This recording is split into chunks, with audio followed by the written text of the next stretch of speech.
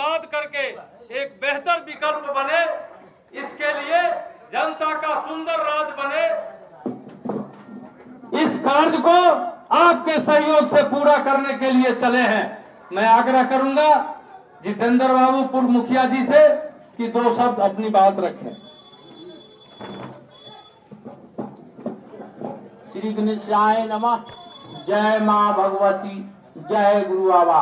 आदरणीय भाइयों, दोस्तों, नौजवान साथियों, बुजुर्गों, मेरे माताओं बहनों, आप लोगों को मेरे तरफ से हार्दिक अभिनंदन है। और मैं प्रशांत किशोर भाई के तरफ से भी आप लोगों को हार्दिक अभिनंदन करता हूं।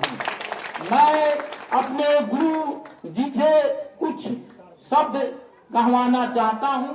हमारे गुरु जी कहें।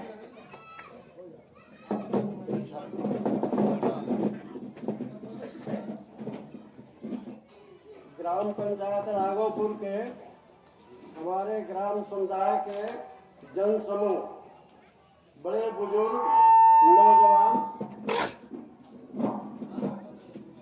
नौजवान और बच्चे, सभी लोगों को हार्दिक अभिनंदन। आप लोगों के बीच प्रशांत किशोर बाबू स्वराज पदयात्रा में निकले हुए हैं भिटगरवा पश्चिमी चंपारण से। ये सासाराम के किनार गांव के रहने वाले हैं। ये लचर व्यवस्था के सुधार के लिए ये अपना पदयात्रा पूरे देश में करने, पूरे राज्य में करने जा रहे हैं कि आपकी लचर व्यवस्था सारी खराब हो गया है, या शिक्षा व्यवस्था खराब है, रास्ता खराब है, इसके बाद बेरोजगारी है, तरह तरह की समस्याएं हैं। उन समस्याओं के बारे में आप लोगों को समझाएंगे कि कैसे नेता को हम लोग अपने बीच रखें कि हमारे समाज को, हमारे देश को, हमारे परिवार को अच्छा तरह से ले चले। इसी को लेकर हमारे बीच प्रशांत किशोर जी आए हुए हैं। सब लोग उनका हार्दिक शुभकामना करेंगे और अपने विचारों को, उनके विचारों को सुनकर और उस विचार का अमल करेंगे, जिससे अपने देश और बिहार का अच्छा विकास हो।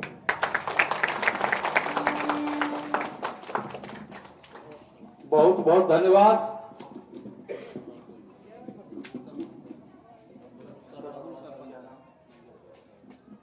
अब सरपंच साहब से आग्रह है कि 2 शब्द नंदेश्वर बाबू भी रखें। आदरणीय भाई बहनों और मेरे समस्त बच्चों और हमारे दूर दराज से आए हुए प्रशांत किशोर जी को मेरा हार्दिक अभिनंदन। और आप लोगों के सामने किस उद्देश्य से हमारे प्रशांत किशोर जी आए हैं, वह बात आप लोगों को मैं समझाना चाहता हूँ। आप समझिए, प्रशांत किशोर जी हमारे बिहार में जितनी भी नजर व्यवस्था है, सड़क मड़क, जो हमारी कोई भी काम ऑफिस तक नहीं पहुंच पाती है, हमको बिहार को नया बिहार बनाने के उद्देश्य से यहाँ तक चलकर हम लोगों के बीच में आए।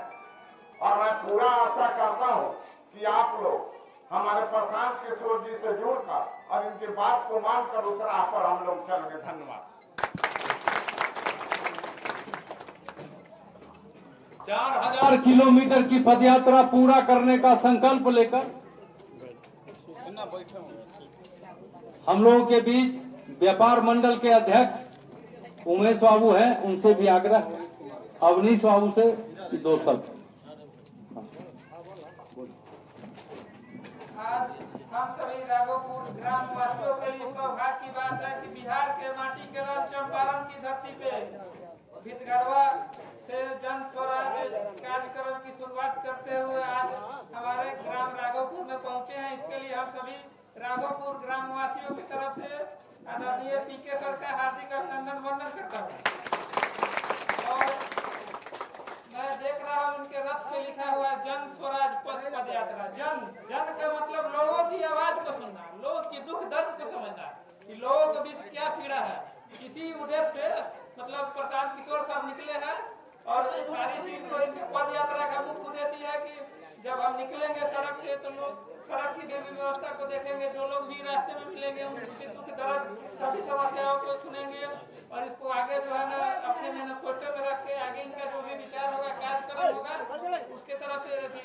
प्रखंड से लेकर के जिला से लेकर के राज्य स्तर तक इसको आगे बढ़ाने का काम करेंगे। और हम सभी ग्रामीण बंधु से यही निवेदन है कि इनके मुख्य बिंदु जो बात है उनको सुन करके इनके पक्ष रखते आगे चलने का काम करेंगे। जय हिंद, जय सहकारिता, जय जवान, जय। बहुत बहुत धन्यवाद। 4000 किलोमीटर चलने का संकल्प लेकर 2 अक्टूबर को गांधी आश्रम भितिहरवा से प्रशांत किशोर जी चले हैं। गांव गांव चलते हुए आज आपके बीच उपस्थित हैं, आपसे संवाद करने के लिए। जनता का सुंदर राज, जन सुराज, सुराज का मतलब सुंदर राज और जन का मतलब जनता का सुंदर राज स्थापित करने के लिए यह राज न नीतीश जी का राज, न लालू जी का राज, न मोदी जी का राज, न प्रशांत किशोर जी का राज, जनता का सुंदर राज स्थापित करने के लिए प्रशांत किशोर जी चले हैं। जो वर्तमान राजनीतिक व्यवस्था है कि न थाने में न्याय मिल रहा है, न हॉस्पिटल में दवाई मिल रहा है, न सरकारी स्कूल और कॉलेजों में पढ़ाई हो रहा है, पशुपालक किसान बेहाल हैं और दलाल माला माल है। जो वर्तमान राजनीति की दशा है, यह दशा बदलने के लिए गांव गांव पदयात्रा चलने का जो संकल्प इन्होंने लिया है, न जातिगत नारों से, न धार्मिक जय जयकारों से, काम से हो पहचान, तब मिलेगा काम का लाभकारी दाम और सम्मान। यही है जन सुराज का अभियान। मेरे साथ एक नारा लगाएंगे। मैं कहूंगा जनता का सुंदर राज, आप कहेंगे जन सुराज, जन सुराज। जनता का सुंदर राज, जनता का सुंदर राज, जनता का सुंदर राज। अब माननीय प्रशांत किशोर जी आपसे संवाद करेंगे। नमस्कार। आपके गांव के इस प्रांगण में आपने खुद से मिलने का, परिचय करने का अवसर दिया है, इसके लिए आपका धन्यवाद करता हूं, तहे दिल से शुक्रिया अदा करता हूं। देखिए, हमारा नाम है प्रशांत किशोर। हम कोई नेता नहीं है और दल भी नहीं बनाए हैं और वह सबसे राउर वोटो मांगे नहीं की आई। आदमी सोचता हन कि भाई दल बनैले नहीं खन, वोट मांगत नहीं खन, तो आखिर पदयात्रा गाँवे गाँव काहे कर रहा बा। पदयात्रा इसलिए कर रहे हैं कि बिहार देश का सबसे गरीब और पिछड़ा राज्य है। सबके पता बा। 40 वर्ष पहले हमनी के देश में सबसे गरीब रही जा, आजो हमनी के सबसे गरीब बानी जा। पिछला 30, 40 साल, 50 साल में अलग अलग व्यवस्था, अलग अलग नेता, अलग अलग दल के साथ रुआ प्रयोग कैनी। पहले कांग्रेस के बहुत दिन जितावल गई, फिर लालू जी के राज आये, फिर नीतीश जी के राज चलता, मोदियो जी के वोट दे के देख लेंगे। बिहार के दुर्दशा सुधरत नहीं। जैसे आदमी कहेला न पुरान रोग ऐसा बा, कोनो रोग पकड़ में आवत नहीं। आखिर बिहार में स्थिति सुधरत काहे नहीं। दूसर राज्य कहां से कहां चल गई, हमनी के वह दशा बा। जे एक बार गरीब परिवार गरीबी के जाल में फंसल, वो गरीबी से ओकरा मुक्ति नहीं मिलेगी। निकर बाबूजी मजदूरी करत रहन, तुमकर लड़को मजदूरी करता। एक वजह का बा, इसका वजह यह है, देखिए गरीबी से निकले के 3 गो रास्ता बा। पहला, अगर वह घर में कोई शिक्षित हो जाए, बढ़िया शिक्षा मिल जाए, तो पढ़ाई लिखाई करके नौकरी करके आदमी गरीबी से निकल सकेला। दूसरा रास्ता का बा, जेकरा भी जमीन बा, वो खेती किसानी करके, मजबूत खेती जेकर होता, वो किसानी करके, खेती करके गरीबी से निकल सकेला बाहर।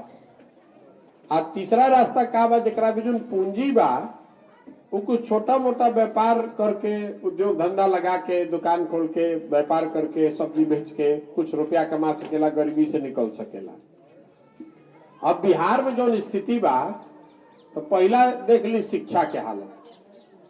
पढ़ाई के जब व्यवस्था ठप हो गई 10-15 साल में, और खासकर पिछला 10 साल में हम देखा नहीं, वो सब क्या पर अनुभव हुई, पढ़ाई सिरे से खत्म हो गई। पहले हम अपने सरकारी स्कूल में पढ़ल बानी। हमारे दादा मजदूर रहन, बैलगाड़ी चलावत रहन, बाबूजी डॉक्टर रहन, लेकिन हमने के सरकारी स्कूल में पढ़ल बानी जा, पढ़ल लिखल बानी जा, तबे नहीं जा पहुंच गए नहीं जा। पहले जिला में 1, 2, 4 गो स्कूल रहत रहे, जहां आदमी पढ़ लिख जात रहन तो आगे बढ़ सकत रहे। अब सारा स्कूल में खाली खिचड़िए बटाता, पढ़ाई तो कहीं नहीं के हो। देखिए आज अतवार ना हो लेकिन है कितना लड़का इजा खड़ा बाड़ा सब, कोई में स्कूल नहीं खे गई, कोई के पढ़े के चिंता नहीं है, ना घर के बाबूजी के चिंता बा ना लड़कन के चिंता बा, तो पढ़ाई होत नहीं है। स्कूल में खिचड़ी बटाता आ कॉलेज में डिग्री बटाता। कॉलेज जाए वाला लड़का इधर जो खड़ा बड़ा सन नाम लिखा ले सन कॉलेज में, एक खाली एडमिट कार्ड लेवे जाइए सन, एक खाली परीक्षा लिखे जाइए सन, बस हो गई, डिग्री मिल गई। तो जब पढ़ाई करब जौना में खाली खिचड़ी खैनी या डिग्री पा गईनी तो उसे तो नौकरी ना लागी, गरीबी से रवा ना निकल सकब, तो दरवाजा हो गई बंद। दूसर हाल जे खेती किसानी कर रहल बा तो किसान के हालत इतना खराब बा कि ज्यादातर आदमी के खेत पर या तो नहर पानी पहुंचत नहीं के, बरसे पर आधारित बाड़ा नु, या तो कभी सूखा पड़ गई चाहे बाढ़ में बह गई। दोनों से जे बच जाता तो ओकरा खाद के बीज के इतना दाम हो गई बा, 277 के यूरिया रवा 600 में खरीदत हो कब 700 में, और वो जब जरूरत पड़े तो मिलत नहीं थे। आ डीएपी पर 500 के डीएपी के दाम हो गई 1600 और 500 800 ब्लैक देता नहीं तो ओकरा ऊपर से, तो खाद रवा दाम बढ़ गई 2 गुना 3 गुना। आ जौन धान रवा पैदा करता नहीं, गन्ना पैदा करता नहीं, ओकर भाव धान अभी कटाई भइल बार वो सब बेचले ओकम जा 1500 में 1600 में। धान के भाव बा सरकार के 2040 रुपया, अरे वह बेचता नहीं 1400 में 1500 में। तर वह समझी फिर और लागत बढ़ गई 3 गुना, 500 के डीएपी 1600 में, 277 के यूरिया 600 में, डीजल के दाम बढ़ के हो गई 96 रुपए लीटर। आ धान 2000 के जब रुपया पैदा करते हैं तो बेचता नहीं 1500 में, तो वो किसानी करके कबो गरीबी दूर हो ही, और खेत बेचाही के बाद आज बेचाओ चाहे 10 वर्ष के बाद बेचाओ। कोई के घरे किसान के घरे बेटी के बियाह लाग गई, कोई बीमार पड़ गई तो उनकर 1-2 कट्ठा जमीन बेचा जाए के बाद। अब बच गई तीसरा जे पढ़ल ना, जे खेती जकर उपाय नहीं के, तो बिहार में 60% आदमी ऐसा बान जरा बिजुन एको धूर जमीन नहीं के। एजा पहले से जमींदारी बहुत बा जमीन के, जरा बिजुन बा ओकरा बिजुन ढेर बा, आ जरा बिजुन नहीं के ओकरा बिजुन एको धूर नहीं के जमीन। तो पूरा देश में 100 में 33 आदमी के पास जमीन नहीं के, लेकिन हमनी के बिहार में 100 में 60 आदमी के पास जमीन नहीं के। तो जमीन नहीं खे, खेती कर ना सकेलन और पढ़ाई करे के मिलल ना, तब वो का करियन, जिंदगी भर मजदूरी करे पड़ी। यही से रवा देख ली जौना गांव में हमनी के घूमत आनी जा तो 50% 60% लड़का बड़ी मजदूरी करता। पूरा बिहार में ये हालत बा। हमनी के मोटरसाइकिल में देखो तो कब चलता, मोटरसाइकिल बनता कहाँ, मोटरसाइकिल बनता हरियाणा में। रवा घरे घर टीवी लागल बा, हाथ में सबे मोबाइल ले ले भाई, कहाँ बनता, ये बनता उत्तर प्रदेश में, महाराष्ट्र में। रवा घर देखी सीमेंट लागता, घर बनावे में सीमेंट छड़, ये कहाँ बनता, ये बनता झारखंड में, उड़ीसा में, मध्य प्रदेश में। रवा बस पर चलता नहीं, ट्रक देखता नहीं, ट्रैक्टर देखता नहीं, ये सब कहाँ बनता, ये बनता महाराष्ट्र में, तमिलनाडु में, गुजरात में। तो बिहार में क्या बनता रे भाई, इतना आदमी रो सब बैठल बन जा, बताई बिहार में क्या बनता, कुछ बनावता नहीं हमनी के, कुछ ना हमनी के बनावता नहीं जा मजदूर। बिहार जो है पूरा राज्य को हम लोगों ने मजदूर बनाने का फैक्ट्री बना दिया है। जवान लड़कन के पीठ पर झोला बांध लो, आ ट्रेन में बस में बोरा ऐसा कोचा के जहां जा 10,000 15,000 रुपए की मजदूरी करो। आ जब तक जवानी बा घरे घर ये कहानी बा, जब तक जवानी बा तब तो उनकर 30 वर्ष 40 वर्ष घरे रहे के साउंज नहीं खे। साल में कभी कोई छठ में आयल 10-15 दिन घरे तो भेंट भइल ना, तो भेंट नहीं खे होके के अपना सामान से। देखी जो लड़का के पेट काट काट के पाल पोस के बड़ा करता नहीं, जब वो बड़ा हो गई 20 साल 22 साल के हो गई, चल गई मजदूरी करे, तो अब हो जाओ बीमारों पड़ जाओ तो वह छटपटा के रह जाए, कुछ ना कर सके। ये दुर्दशा बा। गाँव गाँव घरे घर ही कहानी बा, लेकिन हमने के आंख खुलत नहीं के। 5 वर्ष हमने के बैठ के बतियावत नहीं जा कि बिहार में कितना भ्रष्टाचार बा, रोजगार नहीं खे, लड़कन के पढ़े के साधन नहीं खे, गली नाली टूटल बा, एको आदमी के गरीब आदमी के इंदिरा आवास नहीं खे मिलत, फसल के दाम नहीं खे मिलत, खेत में पानी नहीं खे, बाढ़ में आके परेशान हो जाता नहीं 10,000 तो सब कुछ कोई बचावे नहीं खे आवत। लेकिन जहिया वोट होता रे भाई वो दिन सब बात भुला जाता। पिछला 30 साल से बिहार में 4 चीज पर वोट पड़ता। पहला बार अपना जात के बा चलो ओकरा के वोट दे दिहल जाओ, जे जात से बचल तो आ कहीं कान में फूक देता कहता सब हिंदू एक हो जा रे भाई, मुसलमान न तक कब्जा कर लिया, सब मुसलमान के सबक सिखावे के बाद सब हिंदू एक होके वोट दो जा, तर वह हिंदू मुसलमान बन के वोट दे देनी। दोनों से बचलन आदमी कहता के भैया विधायक तो बहुत खराब बा का करी, लेकिन लालू जी वाला जो अपराध वाला राज रहे ना वो ना चाहिए। कतनो खराब बा ना चली पढ़ाई नहीं के हो तो रोजगार नहीं के, खाए के नहीं के, लेकिन कोई आके मारत नहीं खे ना ये करे के दे दो मन मार के। हमनी के चौथा बा कैटेगरी मुसलमान भाई लोग के, ये लोग कहता कि भैया अच्छा होके चाहे खराब भाजपा के तो नाम दिया ही तो चलो है भाई ललटेने बचल बा ललटेन के दबा दो। ये ना 4 चीज पर वोट दिया तो भैया बताई दिया था कि ना, बोली सोच के ये 4 चीज पर दिया था। तो हमने के 5 वर्ष बड़का बड़का बतियावत नहीं जा।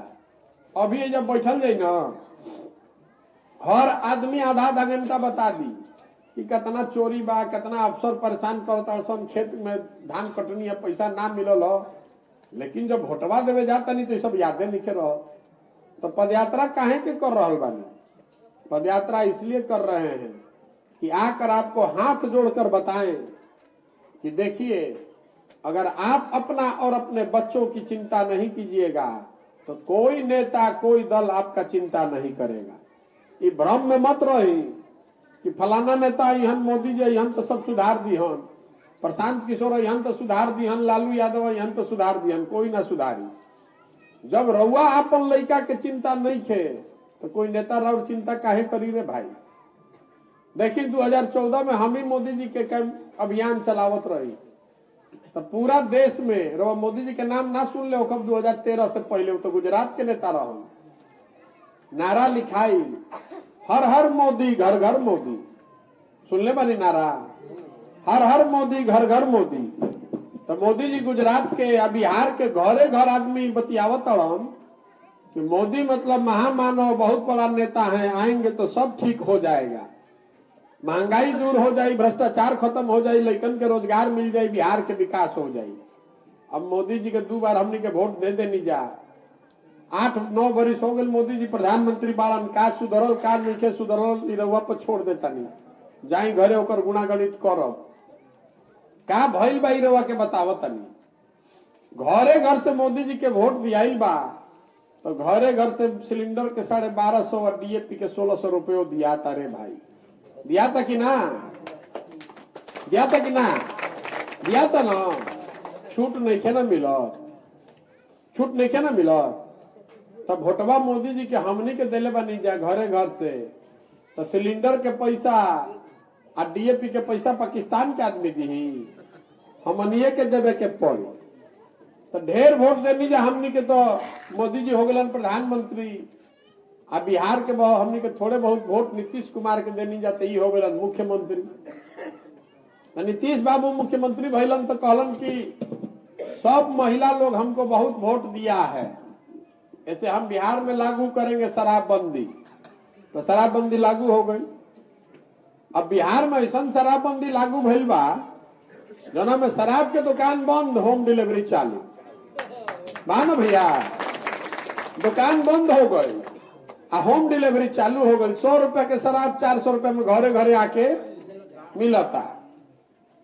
तो शराब के दुकान जो बंद हो गई ओकरा से बिहार सरकार का, आपका, हमारा हर साल 20,000 करोड़ रुपया का नुकसान हो रहा है। अब पैसा कहाँ जाता है? जितना शराब के माफिया वाला धंधा करे वाला पुलिस वो पैसा लूट रहा है। आज 20,000 करोड़ के नुकसान भइल ओकर वसूलियो तो होई। तो जब डीजल पर वह 9 रुपया ज्यादा देता नहीं लीटर पर, आ पेट्रोल पर 13 रुपया, जाके पता कर ले यूपी में डीजल पे जा से 9 रुपया सस्ता बा आ पेट्रोल 13 रुपया सस्ता बा। तो 9 रुपया डीजल पर 13 रुपया पेट्रोल पे ऐसे लागत है काहे से कि राज्य में शराबबंदी लागू बा। 20,000 करोड़ के जो नुकसान होता ओकर भरपाई करे खातिर रउआ से हमरा से अधिक पैसा लिया था। हम रउआ के नीतीश जी या लालू जी के काहे के उदाहरण देता नहीं मोदी जी के, हमरा उन लोग से मतलब नहीं थे। हम उदाहरण ऐसे देता नहीं कि बतावे के प्रयास करो तनी कि जैसन वोट दबाई ओकर परिणाम रउआ और लइकने के भोगे के पड़ी, कोई बचा ना सके। ठीक वोट दबाई तो ठीक सामने आई, गलत वोट दबाई तो गलत सामने आई। तो आदमी कहता कि ए भैया का करी जा, विकल्पे नहीं थे।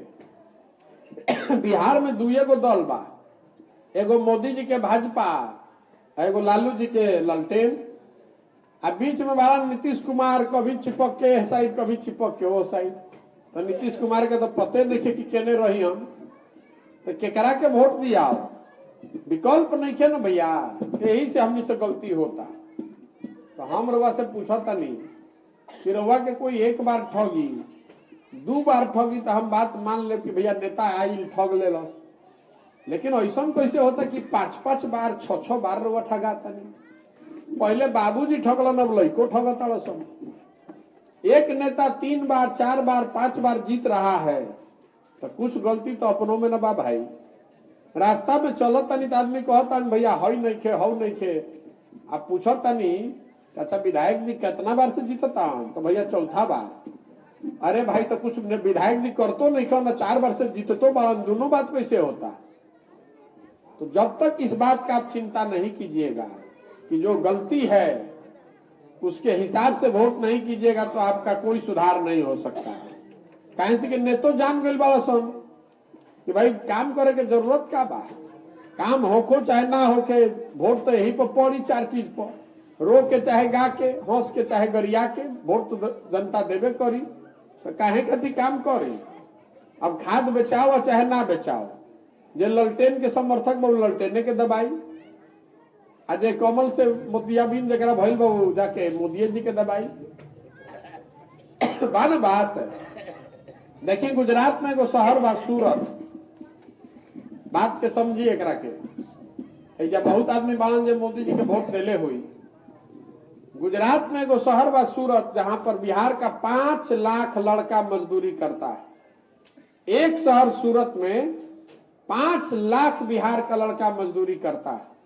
ओजा कितना फैक्ट्री होई कि अकेले बिहारे के 5 लाख लड़का मजदूरी करता। तो रउआ हमरा सोचे के चाही कि भाई मोदी जी सूरत में इतना फैक्ट्री लगवा देले बाड़न, तो 2-4 गो बिहारे में लगवा देते। चंपारण में आयल रहन मोदी जी तो कहले रहन कहीं चीनी मिल चालू हो जाए तो एकरे चीनी से चाय पियब तो वापस आई। अब मान ली चीनी मिल तो ना चलो तो दूसरे को फैक्ट्री लगवा देते। तो मोदी जी जब बिहार में फैक्ट्री काहे निकल लगवावत, हम रउआ के बतावत तनी। मोदी जी बिहार में फैक्ट्री ऐसे निकल लगवावत कि मोदी जी के मालूम बा कि बिहार में एगो रोग फैलल बा जेकर नाम है मोतियाबिंद। रउआ नाम ना सुन ले ओखबे रोग के, मोतियाबिंद सुन ले बानी। मोतियाबिंद जरा हो जाला ना तो बूढ़ आदमी के ज्यादातर होला, ओकरा नजदीक के लौकेला, दूर के ना लौके। लेकिन जरा मोदियाबिंद हो गई, नया लइकन के ज्यादा होता मोदियाबिंद, ओकरा नजदीक के नहीं लौकत, तो ओकरा सब दूरे के लौकता। तो जहन लइकन के मोदियाबिंद हो गई बा, ओकरा पाकिस्तान लौकता, चाइना लौकता, मोदी जी के 56 इंच के सीना लौकता। आपन लइका के खैला बिना सीना सिकुड़ा गइल बा, नहीं खे लौकत। आपन लइकन के रोजगार नहीं खे, घर दुआर नहीं खे लौकत। तब मोदी जी के मालूम बा कि भाई फैक्ट्री लागो चाहे ना लागो, जब तक है मोदियाबिंद रही तो पब्लिक कतनो हल्ला मचाओ, कतनो सिलेंडर के दाम पर गाली निकालो, जहिया वोट होई तो आदमी कहन कि चलो रे भाई कमले के फिर से दबा दिहल जाओ। मोदी जी के जितावे के बाद आदमी विधायक के गाली देता रहन, एमपी के गाली देता रहन, आ फिर कहता रहन कि हम एमपी के थोड़े ना देता नहीं, पहले मोदी जी के जितावे के बाद छोड़ो एकरा के हटावा। अरे भाई तो जब मोदी जी के जितावे खातिर वोट दे देनी तब अपना घर के गली या नाली काहे खातिर खोजता नहीं, जौन चीजवा पे भोटवा दे उहे न मिली। ये बतावे खातिर चलत बानी, संकल्प ले ले बानी कि पूरा बिहार में 4-4.5 किलोमीटर पैदल चलब, गांवे गांव जाई, सबके हाथ जोड़ के कहब कि अरे भाई आपन जिंदगी तो आधा बीत गई, अगर लइकन के जिंदगी मजदूर से बाहरी कुछ सोचता नहीं, लइकन के मजदूर नहीं बनावल चाहत, तो कम से कम अब आंख खोली। आप जाति के नाम पर, धर्म के नाम पर किसी को वोट मत दीजिए। वोट उसको दीजिए जो आपके बच्चे के लिए पढ़ने का व्यवस्था करे। वोट उसको दीजिए जो आपके लिए रोजगार का व्यवस्था करे। वोट उसको दीजिए जो आपके फसल का दाम दिलवाए।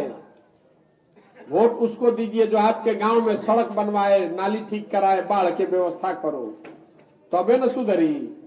जब तक आप नहीं संकल्प लीजिएगा तब तक एगो प्रशांत किशोर आजाद की 10 प्रशांत किशोरी सुधरे वाला नहीं सुधर सकेला।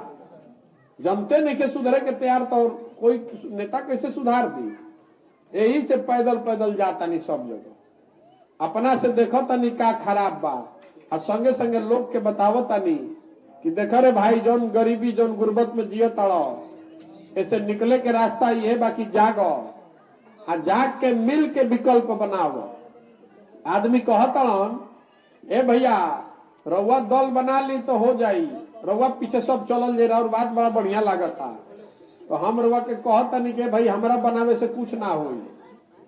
जे नेता आवेला इहे न कहेला कि हमरा के दो, हमरा के वोट दे दो, हम आई तो ठीक कर दे। हम रउआ के कहे आइल बनिए भाई हमरा के वोट दे तो कुछो ना होई तब जब समाज मिलकर नया विकल्प बनाएगा।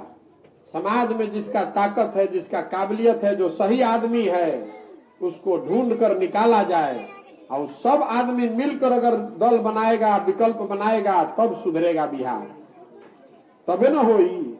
एकर नाम का हो? जन सुराज। ये प्रशांत सुराज नहीं है। सुराज मतलब सुंदर राज। केकर सुंदर राज?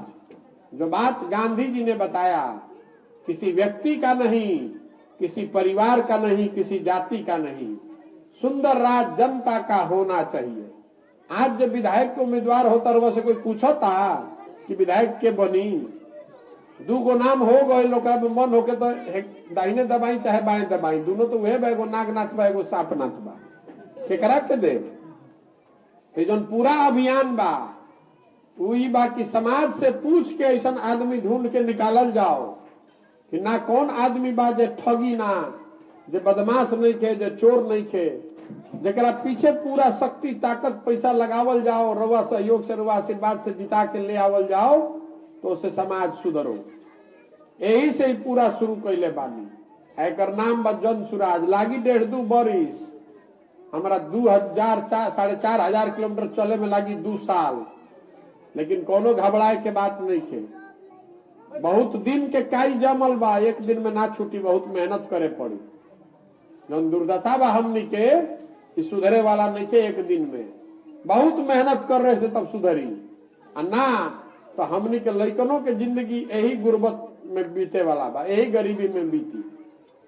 ये जो भूमि है बिहार, ये ज्ञान की भूमि रही है। देवताओं को भी यहाँ आकर ज्ञान मिला है, लेकिन आज देखिए दुर्दशा। जिस धरती पर भगवान को ज्ञान मिला, उस धरती के लोगों को बिहारी मतलब बेवकूफ, बिहारी मतलब अनपढ़, बिहारी शब्द गाली बन गया है। बिहार के लोग अनपढ़ और बेवकूफ नहीं हैं। यहाँ के नेताओं ने और व्यवस्था ने हमको आपको बेवकूफ बना दिया है, हमारे आपके बच्चों को मजदूर बना दिया है।